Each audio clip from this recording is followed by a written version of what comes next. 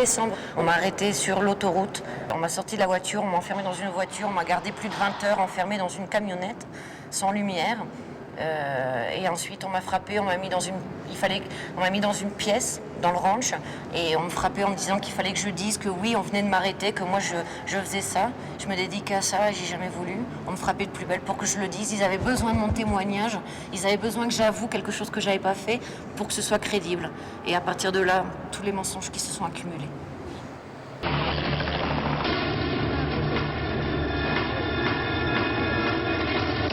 Florence est accusée et condamnée pour avoir kidnappé. Aujourd'hui, c'est elle qui est kidnappée, c'est elle qui est otage. C'est une otage politique aujourd'hui. Mes chers collègues, il y a quelques jours, j'ai pu rencontrer Florence Cassé et je puis vous dire que j'ai admiré son courage en même temps que j'ai lu la détresse dans ses yeux. Je vous le dis clairement, la France ne laissera pas tomber Florence Cassé.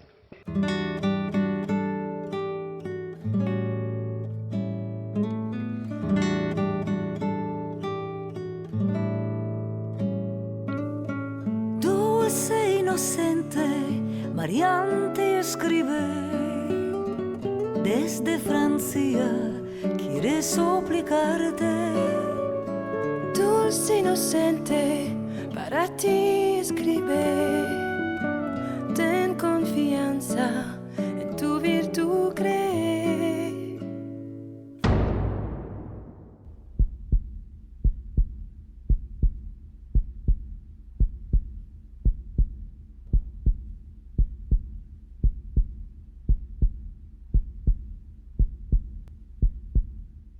Nous avons exprimé à plusieurs reprises au gouvernement mexicain notre préoccupation au regard des conditions dans lesquelles Mme Cassé a été arrêtée et dans lesquelles l'instruction et les deux procès de première instance et en appel ont eu lieu. Le message que l'on doit passer, c'est de dire effectivement, nous sommes déterminés, la France est déterminée et les autorités françaises n'ont jamais lâché Florence Cassé, le président de la République, en est le témoignage, le Quai d'Orsay aussi. Mais je rappelle, ce qui est impératif chez nous qui sommes élus, eh bien que c'est un état de droit, c'est une démocratie et que nous n'avons pas à faire d'ingérence. Mais ne pas faire d'ingérence n'est pas se taire. Flores, querida inocente, aquella certidumbre, querida inocente, aquella certidumbre, conserva en ti esa luz ardiente, el apoyo no tiene límite. Je pense que politiquement, les décideurs mexicains se sont abrités derrière cette opinion mexicaine pour peut-être refuser le transfèrement de Florence, parce qu'il y a eu une désinformation voulue par la FI qui n'avait pas de résultat, qui n'arrivait pas à lutter contre les enlèvements là-bas. Et Florence est devenue, et je l'ai souvent dit, un otage politique parce qu'il fallait servir la cause de M. Garcia Luna, qui à l'époque, directeur de la FI, n'avait aucun résultat. Pour rassurer les gens, la police fédérale fait parfois appel à des montages, à des scénarios, à de la fiction, comme si on était chez Walt Disney. Mais ici, on n'est pas chez Walt Disney. Ici, c'est un enfer. Et cet enfer, on le vit malheureusement à cause du manque de compétences et de la négligence de nos autorités. C'est spécialement de la faute de la police fédérale et de Genaro Garcia Luna. Nous accueillons en studio Genaro Garcia Luna. Vous êtes le directeur de l'Agence fédérale d'investigation, l'AFI. Ce que je trouvais incroyable, c'est que la police ne nous invite jamais à leur accompagner pour faire quelque chose de vrai. Parce qu'ils nous disent toujours qu'ils ont peur pour nous. Évidemment, ce n'est pas pour nous. Ils ont peur de faire quelque chose et qu'on soit témoin, c'est clair. Et ces jours-là, la télé arrivait avant les policiers et on posait des questions directement aux séquestrateurs et aux otages. On me dit que Florence Cassé est au téléphone. Vous avez quelque chose à nous dire? Oui. J'ai été arrêtée le 8 décembre sur la route. On m'a enlevée et mise dans un fourgon. Je n'ai pas été arrêtée le 9. C'est faux. Excusez-moi, monsieur, mais ce que vous dites est faux. Vous savez, quand Florence a osé téléphoner osé téléphoner sur le plateau de télévision pour dire « Monsieur Luna, vous avez triché », c'est pas ça qui s'est passé. J'ai été arrêté la veille et il y a eu un montage médiatique sur mon arrestation. Comment voulez-vous qu'on ait confiance? C'est pas possible. Plus étonnant encore, dans son enquête, la police mexicaine ne va pas prendre en compte certains témoignages à décharge. Comme celui d'Alma, la patronne d'un restaurant voisin. Elle est persuadée que les otages n'ont jamais séjourné dans le ranch. Mon mari est allé le lundi et ils sont venus les arrêter le vendredi. Le lundi, il n'y avait rien, personne. Il n'y avait que des planches en bois. Donc les otages ne pouvaient pas être là. Et tout ça, on l'a déclaré quand on est allé témoigner. Et la police est venue vérifier que vous aviez bien la clé? Personne n'est venu nous poser des questions sur ces clés. Et puis même quand on se présente devant les juges, ils nous regardent de travers pour nous intimider. Mais pourquoi on aurait peur si on a dit la vérité? Ce qu'on a dit, ce n'est que la stricte vérité.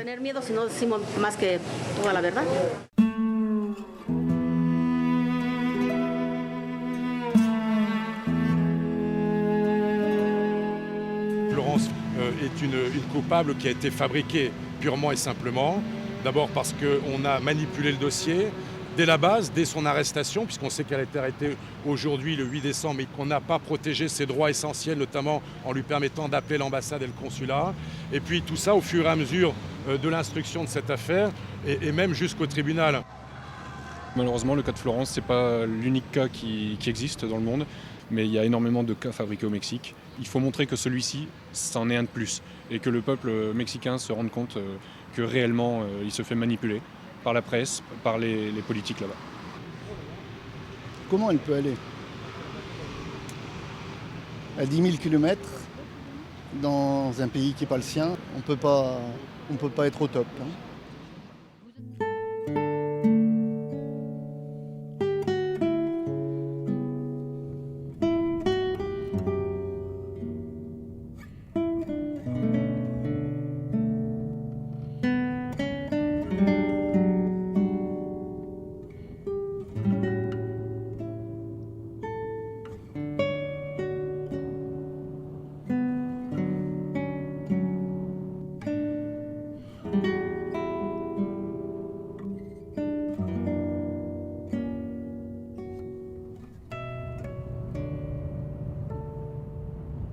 Du nouveau dans l'affaire de Florence Cassé qui pourrait peut-être relancer une éventuelle révision de son procès.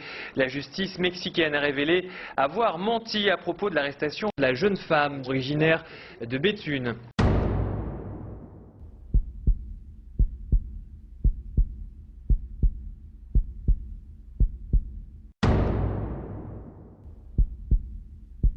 Nouveau rebondissement dans l'affaire de Florence Cassé. Un témoin à charge s'est rétracté.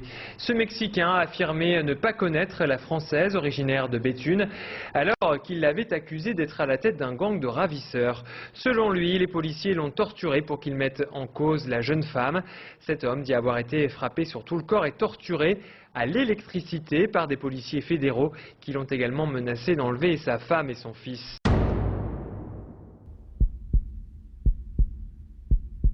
Des documents parvenus à l'agence France Presse et datant de janvier dernier révèlent en fait que la police des polices mexicaines enquête sur l'arrestation de la jeune Française depuis bientôt 4 ans. Mais cette enquête, élément très important, aurait été bloquée au niveau interne.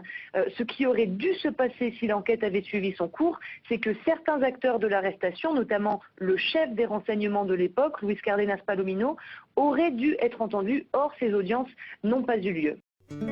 Dulce inocente, cubranimo combate. Una fuerza se eleva en ti, Marian, cree. Dulce inocente, para ti escribe. Dulce Florence, en tu virtud. Cree.